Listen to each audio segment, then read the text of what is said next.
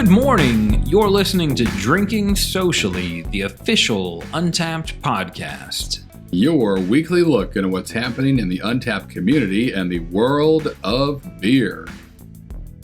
This episode is brought to you by Untappd and the Untappd store. Use the coupon code PODCAST to get 20% off of your next purchase. Even if you used it for the last episode, use it again.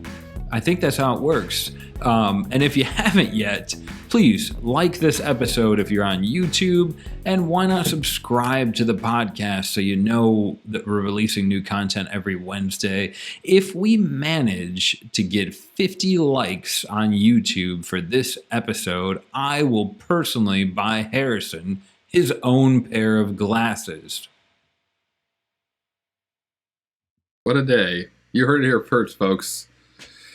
All right. To be or not to be, that is the question. Now, Hamlet said that. However, if old Hambone was alive today, he'd probably be asking something a little different. Well, first, he'd probably be saying, what was in that wine? But then he would ask something we've all been asking lately when it comes to beer: to go or not to go? That is the question. And for me, since about March of last year, it's been the former more than the latter. And while I'm starting to forget what faces actually look like and what is and isn't, appropriate to do in public, all hope is not lost, because I've got a badge to look forward to every time I bring a beer home and tag the place that I purchased it at in that check-in as I scroll through Netflix for 20 minutes and then go to sleep.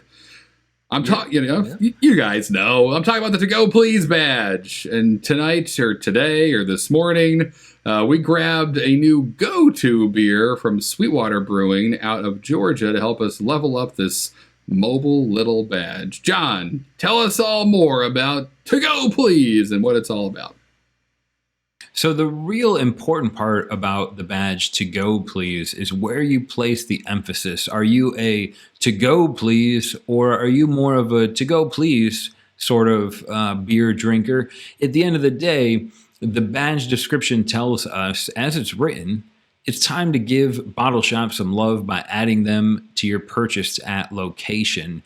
And as Harrison pointed out to me, bottle shops on Untappd basically mean anywhere in the world that you got your beer. We've leveled up this badge tagging that we purchased our beers from: the grocery store, the gas station, in a perfect world, the ballpark. So basically this badge is here to help you keep track of leveling up all the times you've drank a beer and you told us or your friends or your future self where you bought that from. And this beer, I think, echoes some nostalgic memories for Harrison. So please, Harrison, tell us what we're drinking, so I can ask you how exciting it was for you to purchase. I don't know. We'll cover your origin stories on the To Go badge here once we crack this beer open. That sounds perfect. All right, cool. So today we are drinking Hazy, or maybe it's H.A.Z.Y, because there are periods in between each letter, but Hazy, I'll call it that, from SweetWater Brewery out of Georgia. It is a New England IPA coming in at 6.2% ABV, about 45 IBUs. And it is new to their lineup this year. Only about 6,000 check-ins total so far, but already it carries a 3.83 bottle caps on Untappd. So out to a killer start. And from SweetWater themselves, as they note about this beer, we endowed this straight-up juice bomb with a double dry hop of Mosaic, Citra, Dorado and Azacca for a blast of mango, stone fruit, lime, and pine. It's not a mirage, but a tasty, refreshing oasis in your pursuit of haziness, which I love. A lot of Hamlet poems. SweetWater's got some poems going on. The Bard would be happy tonight. But enough about that. John, have you gotten in here and had a first sip? What do you know? What's happening?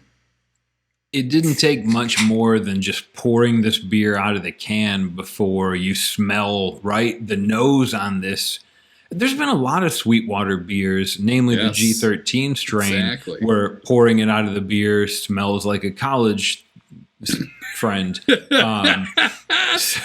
That's it. But Sweetwater, I think, killed the nose Yeah. on this. I mean, tropical fruit. It's like walking by a vacation that I can't afford. And the taste, as soon as you said Mosaic, Yeah. but I can't tell, I'm not good enough to say whether it's El Dorado or Azacca that's giving me that. Mosaic, I can recognize like the stone fruit, that delicious flavor of summer to me. But then there's like a lime zest bitterness that comes in and just pushes all that residual sugary sweetness right out of my palate. And I'm ready for another sip ad infinitum. This is good. I think this is the first hazy beer from Sweetwater that I've had. Nice. It's would you say 6.2%? Yep, exactly right. This isn't going to last long, man. I know. What's your take on it? Yeah, this is killer. And I mean, really, yeah, this is killer. This is awesome. It's stone fruit. It's mango. It's got a nice, you're right. It's like it's piney lime zest bitterness on the finish. And for me, it holds on to the mango and the stone fruit and like the watermelon for a long time, and then I think it's done, and then it goes like lime, pine, bitter punch, and that's great. It's awesome. It's not just like a fruit-forward, juicy IPA that's like got almost no perceivable bitterness.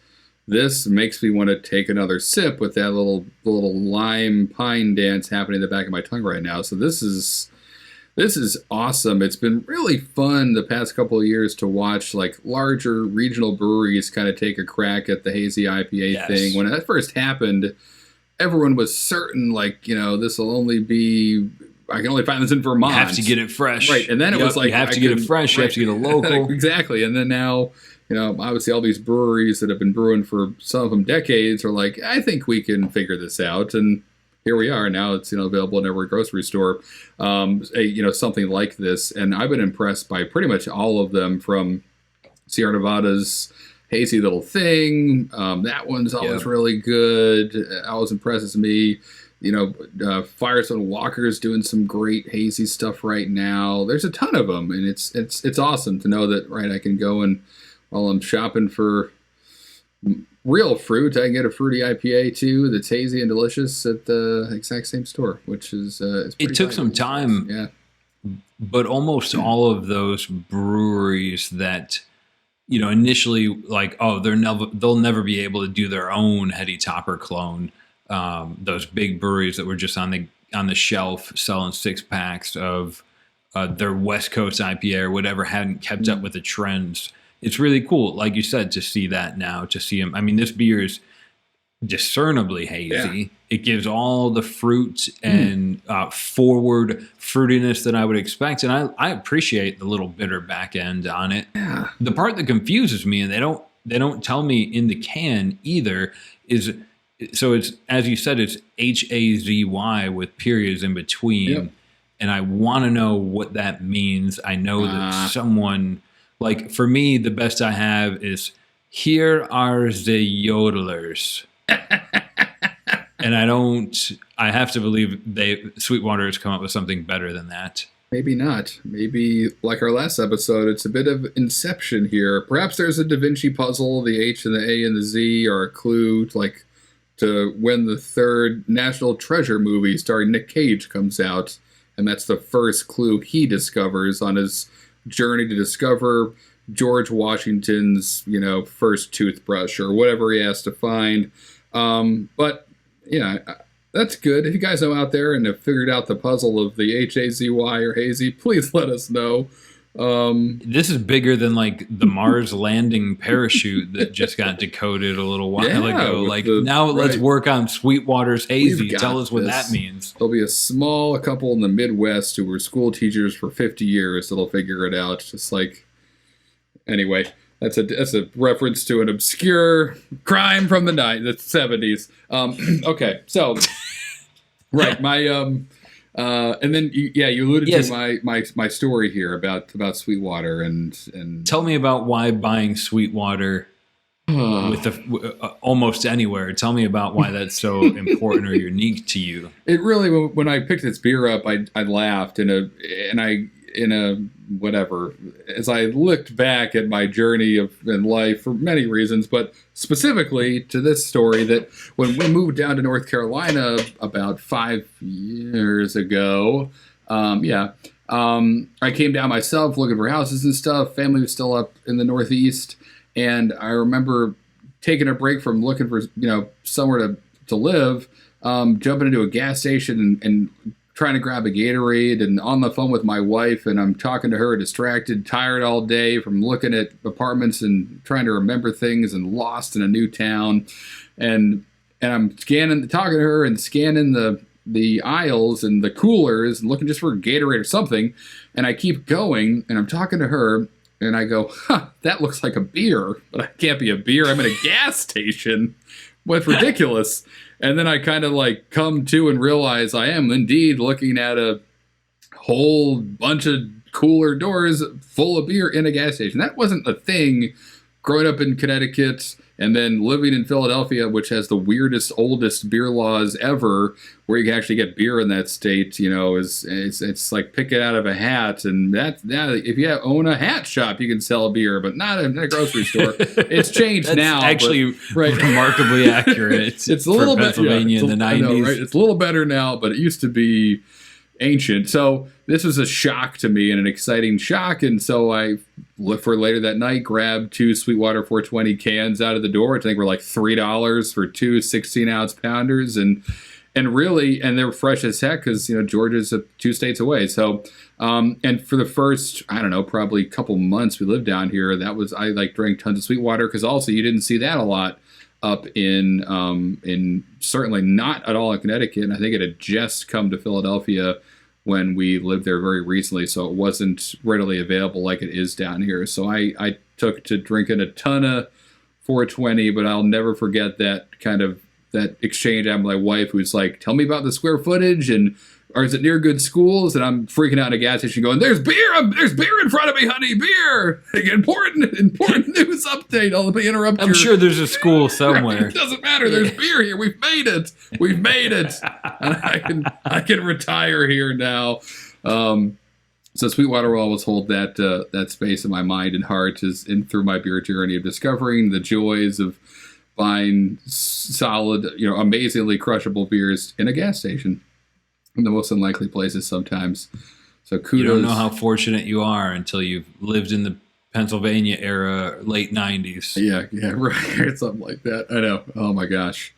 All right, so let's dive into this badge a little bit more while we enjoy this beer, John, and kind of tell the people about how they can earn it. And I think we have some cool stats about it as well. We dove deep into this badge to see what we could see. But what do we got? Quote unquote cool.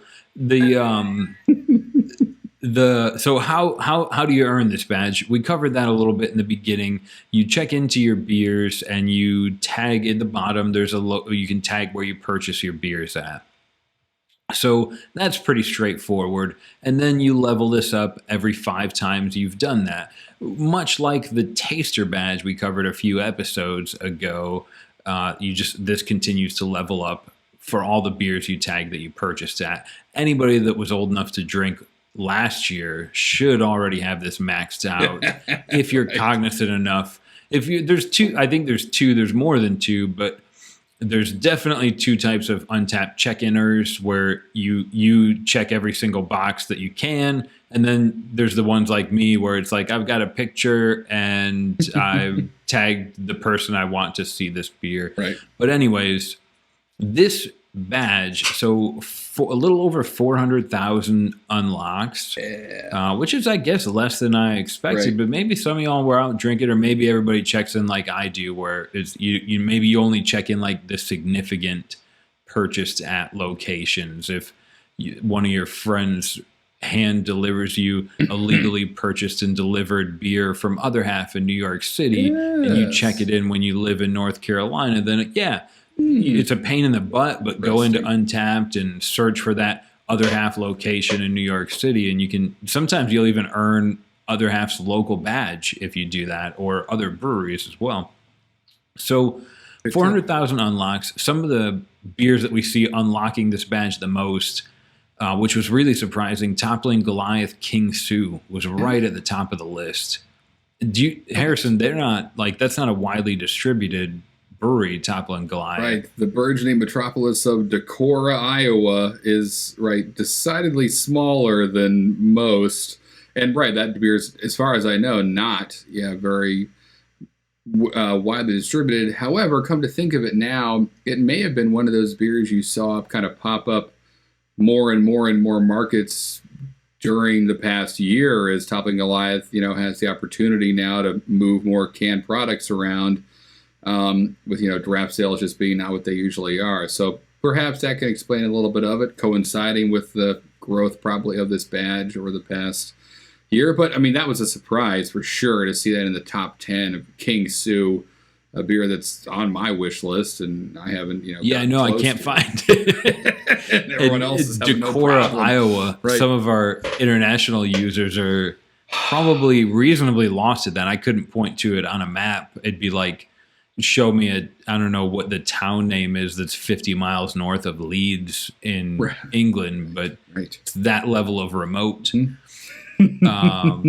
Stone Brewing, they're in H.A.Z.Y. That beer always crushes. Yeah. They're doing the next one that you'll be seeing is H.A.Z.Y 420. Sure.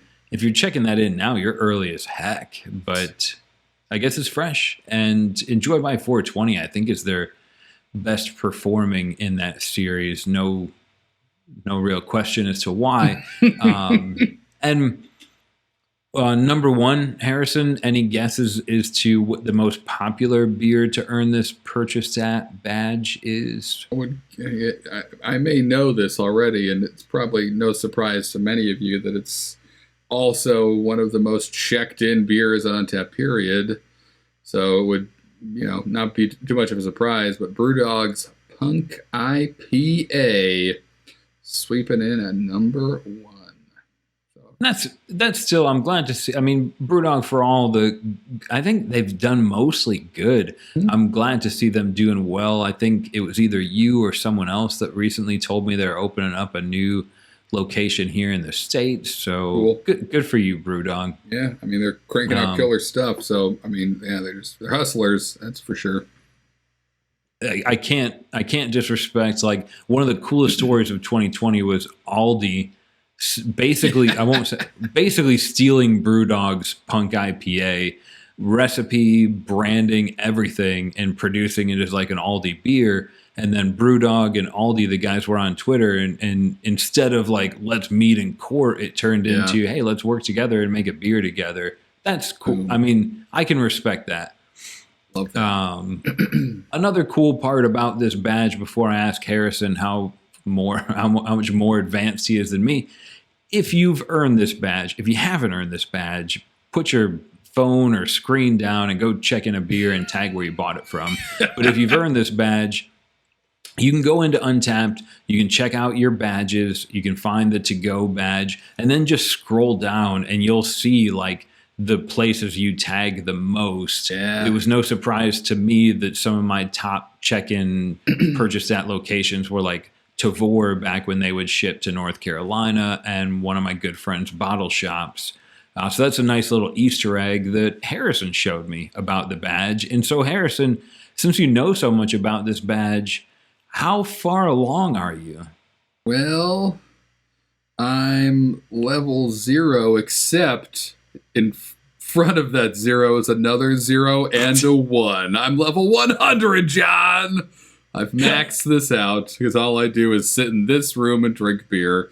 Maybe that's not true, although I wouldn't be surprised if that's kind of what people assume. Yep, I maxed this guy out. I maxed it out last July the 14th, 2020, with Casita Brewing's Don't Hurry, Be Happy, which is their Helles lager they brewed last year.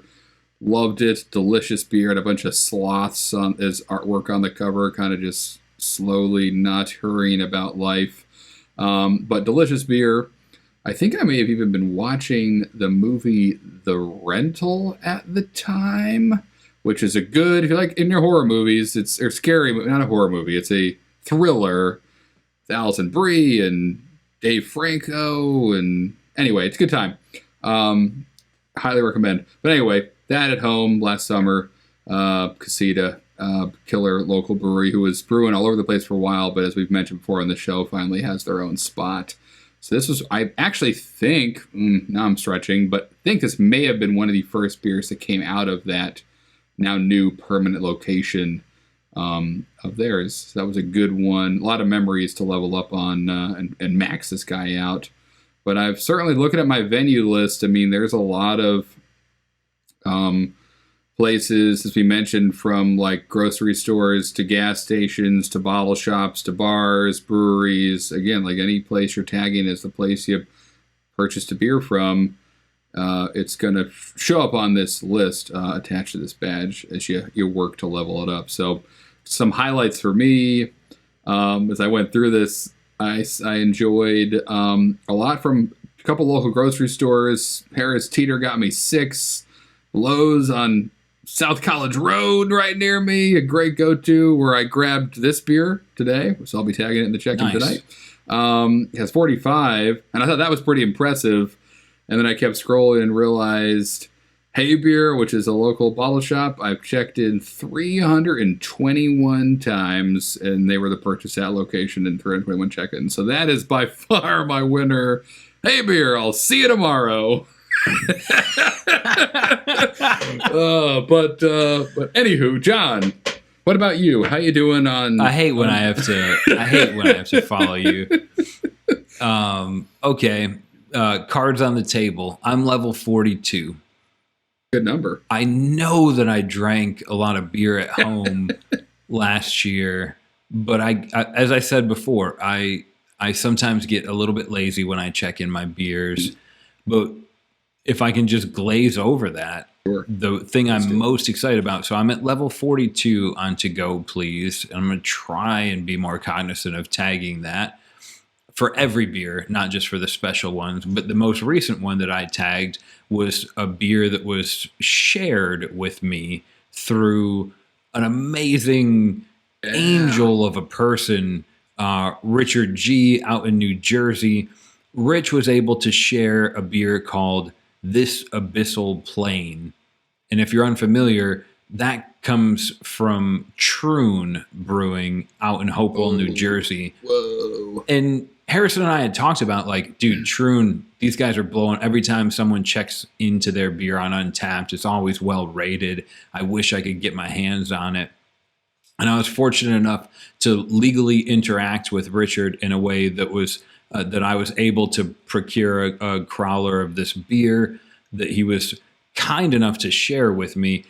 I thought Harrison and I were lucky to be living next to New Anthem here in Eastern Carolina. If you're anywhere near New Jersey, just look for a line of people, get in the back of it, and wait for the beer at Troon. It's supposed to be about the To Go Please badge, but that beer that Rich shared with me from Troon, absolutely amazing. It was a brand new version of a New England IPA I'd never tasted before. Yeah. It was beautiful.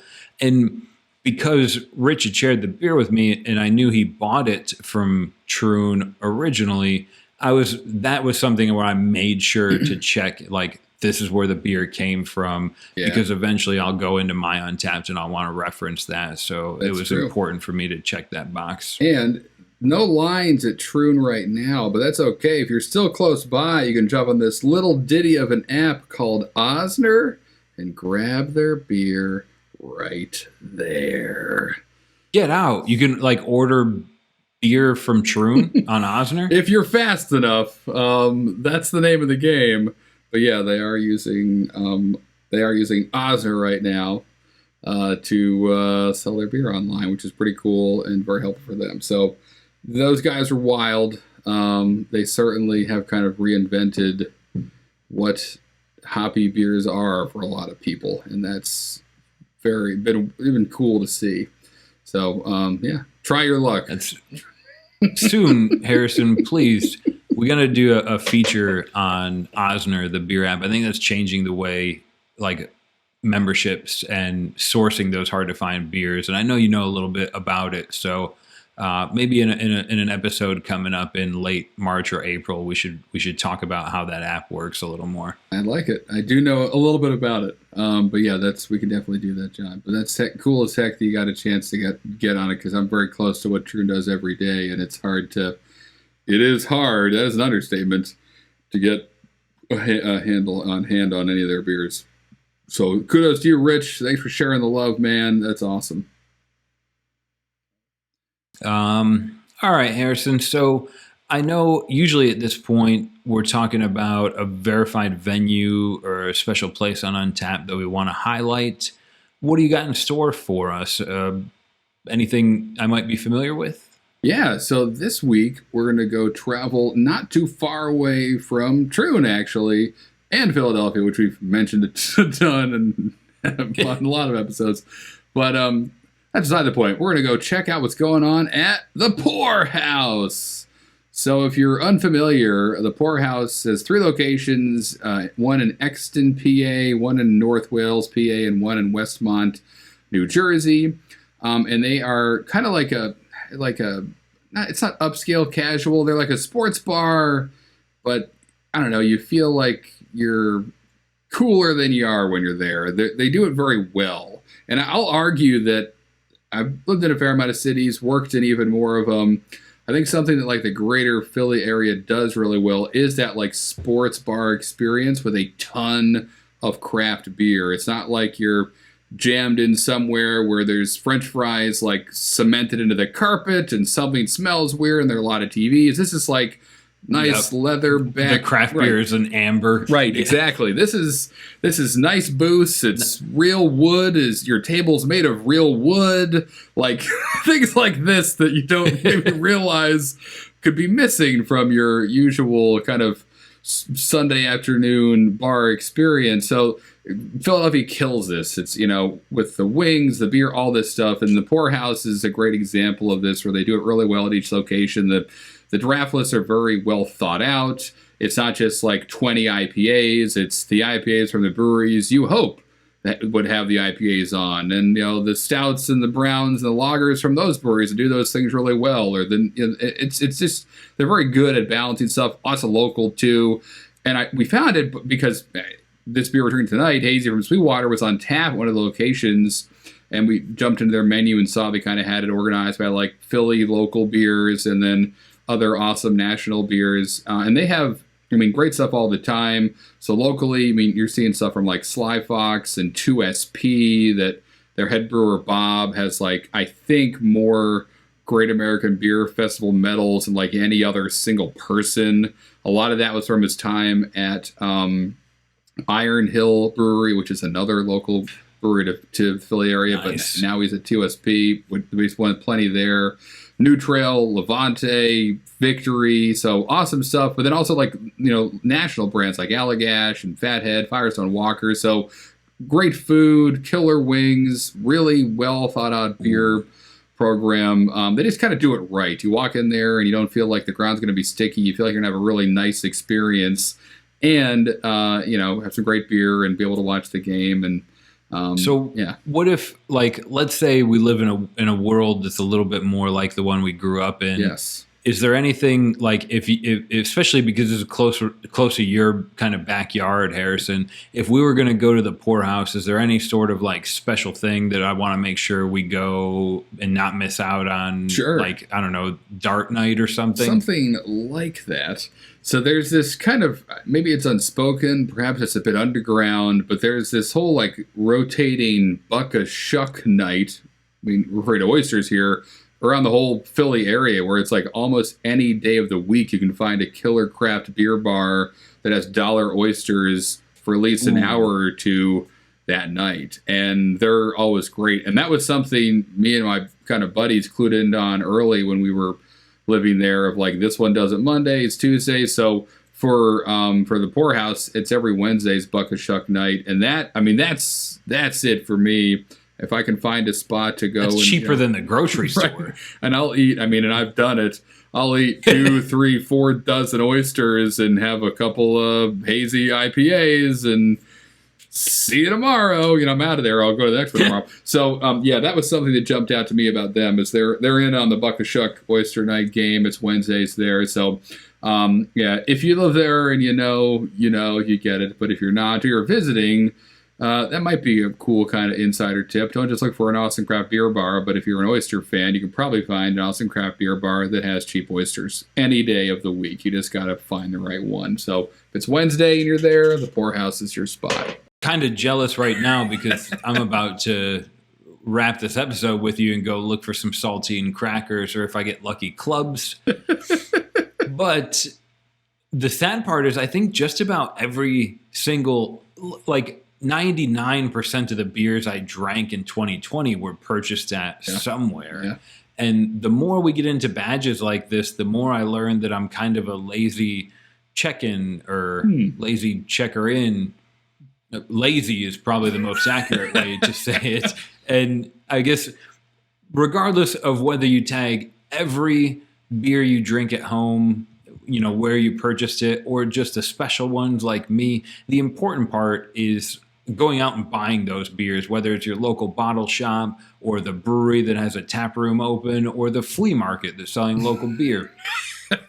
Make sure you're going out and supporting these amazing people that make the beer that allows us to get through our days. And when you're drinking it, make sure to tag Harrison and I on Twitter or Instagram. You can find Harrison. He's at Harry Beard, which is spelled exactly how you would think it is. And I am Drinking with John. Also, check out the podcast on podcast places. Or if you want to watch Harrison drink beer through his mustache, check us out on YouTube on Untappd's channel. What's coming up next week, Harrison? All right, John. And everybody out there, it's almost time. So you and I, John, have 1 week left before the I'll Be Bach badge challenge, which is crazy.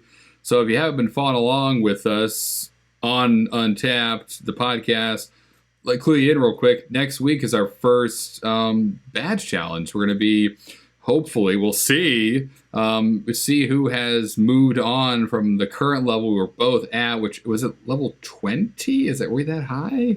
I think it was level 1 or 2. Got it. Perfect. Probably 1 or 2. Yeah. Whatever level we're at for bucks. That seemed way too high.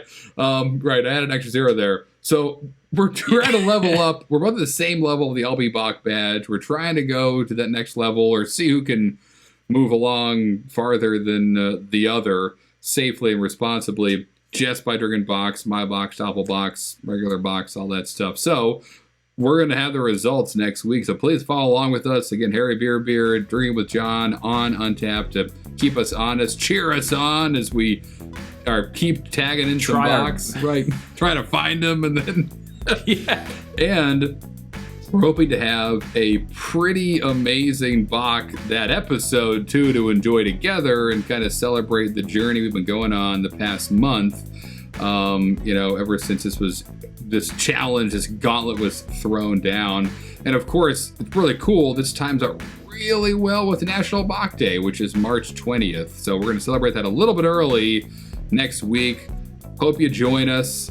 We'll talk about Bachs, different kinds of Bachs, drink a bunch of them, probably make some I'll Be Bach Arnold Schwarzenegger jokes. I'm sure that'll happen. Check in with me if you want to live. That's it. It's already happening. Yeah. So more of that. Brush up on your Arnold movies. Grab some Bachs. And until then... Get to the Baka! Is that Chewbacca? I don't know, man. Cheers!